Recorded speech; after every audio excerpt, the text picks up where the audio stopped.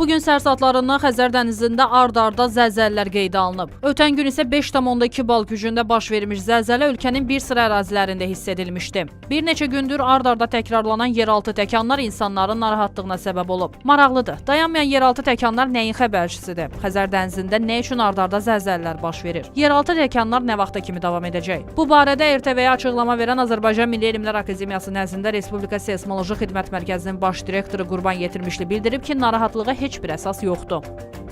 Ayın 8-dən indiyənə kimi burada deməli o xırda təkanlar əsas deməli 5,3 ayın 8-ci oldu magnitudalı zəlzələ.